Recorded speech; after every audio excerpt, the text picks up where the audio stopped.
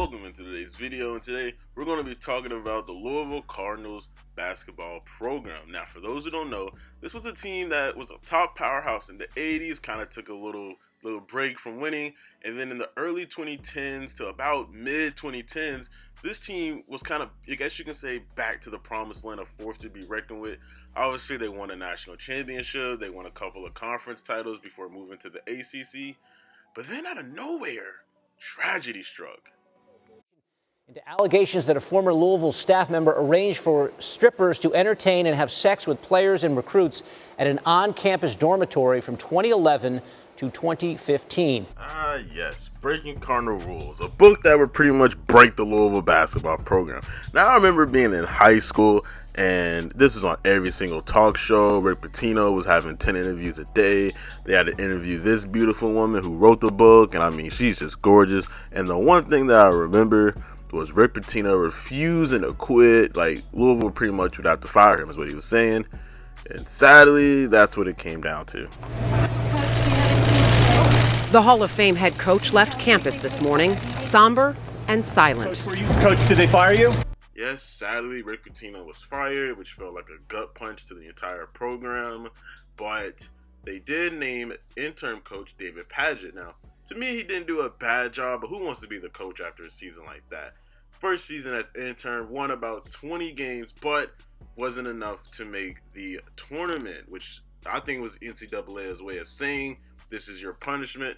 But Louisville did capitalize pretty good, capitalizing by entering the Chris Mack era of Louisville basketball. Now, again, I was still in high school, and I remembered how hype of a hiring this was. I mean, the guy just pretty much killed it at Xavier's, bringing in some new talent, bringing in a top recruiting class, keeping the same team from last year. And Chris Mack pretty much told, the community, the fans, that he was going to fix it. This was his last stop. He wasn't going anywhere.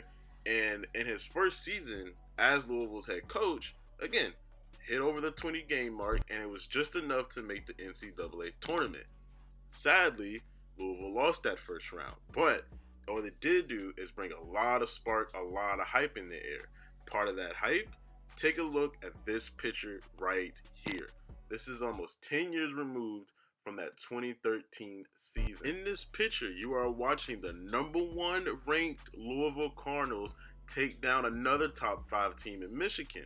Mind you, this was Chris Mack's second season at Louisville, and he's already got them #1.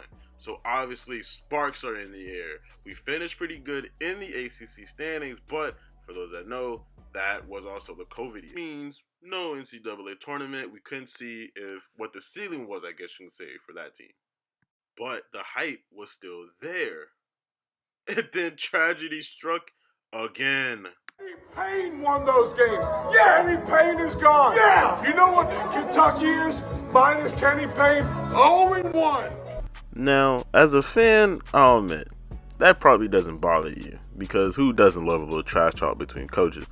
But sadly, this was just an incident on top of other incidents that was going on with Chris Mack, and eventually Chris Mack and Louisville agreed to mutually part ways. Obviously, no hard feelings, but the Chris Mack era ended pretty much prematurely, left us wondering what could have been. Insert the Kenny Payne era, a former Louisville player, a former Louisville national championship, coming to his alma mater to be the next head coach, to save them from graces. Babies were being made, lottery tickets were being cashed, racism was no longer a thing. He was the man. You came out, you had your first exhibition. You can't play any worse than you did. And Bellarmine wins. Scott. Not a great shot, but it is good. Trey Calvin gives the Wright State Raiders their first win of the season. Now, I know there are basketball programs out there that have gone through way worse. But when you're a program built on success and you hire what you think is a great coach, kind of makes everyone in the area look stupid. So no surprise to anyone, Kenny was fired after his second season. Even had a season where he started 0-9, losing to everybody and their grandma. And when you're supposed to come in and fix a program and you set career lows, that is a problem. Fired, no surprise to anyone. Now, at the time of making this, Louisville did hire Pat Kelsey, which so far is not looking like a bad hire. It felt like the program actually took time, actually went out to go find a good coach. So far, in Pat Kelsey's first season, he's brought in a lot of buzz back to this program.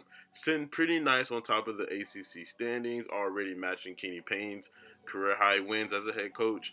And now the question remains, can Louisville get back to that promised land? Can Louisville bring some of that fire and energy back? So far, it's up to Pat Kelsey, and Pat Kelsey looks like he is a man for the job. Whew. Thanks for watching, guys. You're all good people in my book.